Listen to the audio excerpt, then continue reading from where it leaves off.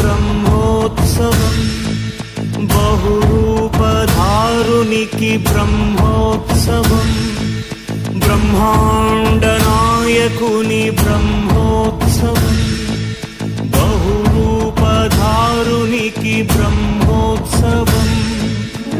శ్రీభూసతులతో శరణాగతులతో, శ్రీభూసతులతో శరణాగతులతో 7 కొండల పైన చక్కగా